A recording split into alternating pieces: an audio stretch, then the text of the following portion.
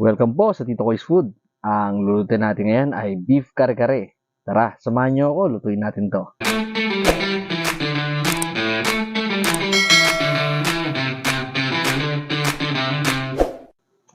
So, nandito kami ngayon sa Save More para bumili ng mga kailangan natin para sa ating kare-kare.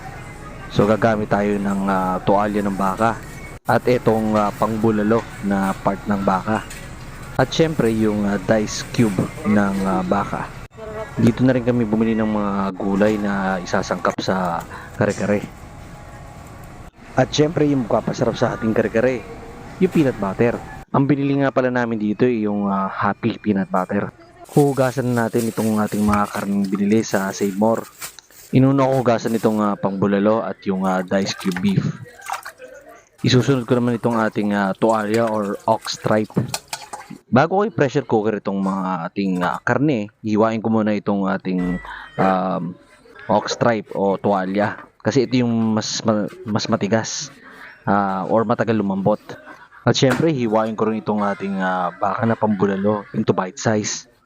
At syempre, yung beef cubes na binili natin, hiwain din natin to. Kung medyo malaki siya, hiwain din natin to into bite size. Once again, linisin ulit natin to o hugasan natin bago natin to isalang sa ating pressure cooker.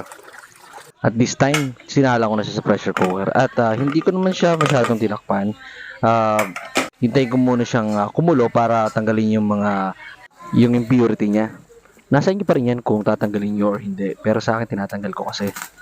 So kapag ready na, pwede na natin ilagay ang ating beef cubes, paminta at sibuyas.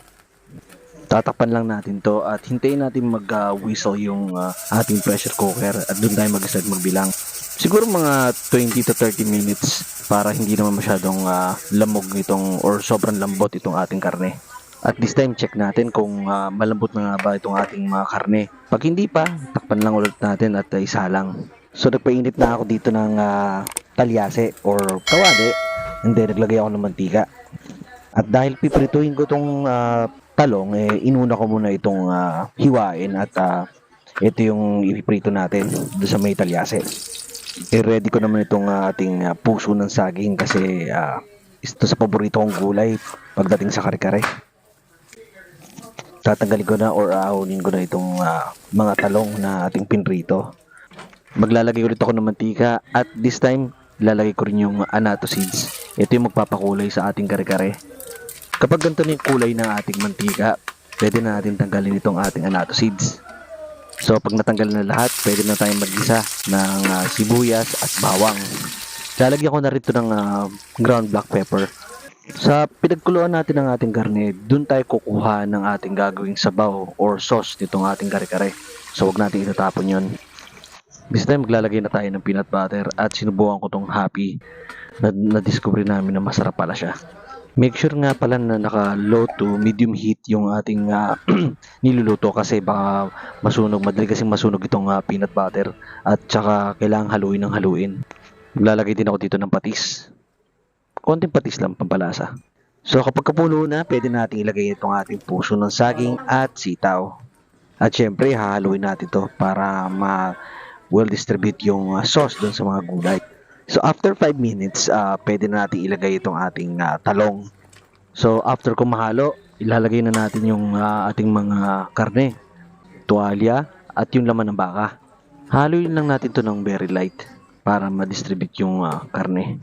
After nating mahalo at medyo kumulo ng konti, titikman naman natin to kung ano pa yung kulang. Kapag kulang pa sa tamis, dagdagan lang ng peanut butter. Tatakpan ko lang to and mag-wait lang ako ng mga 5 minutes. So after 5 minutes, ganito na yung hitsura niya. Pwede na natin ilagay itong ating pechay. Kapag nalagay na lahat ng mga pechay, takpan lang natin to and mag-wait lang tayo ng mga 2 to 3 minutes. Pwede na itong iserve. Siyempre, di mawawala itong Happy Peanuts. Dudurugin ko lang ito. And then, ito yung gagawin kong garnish sa ating kare-kare. At ito na, ang Happy Kare-Kare. At syempre, hindi makukumpleto itong ating kare-kare kung wala itong ating alamang. Yan nga pala ay Barrio Fiesta alamang. So follow naman ako sa aking Facebook at YouTube channel, Tito Koy's Food. Baka naman.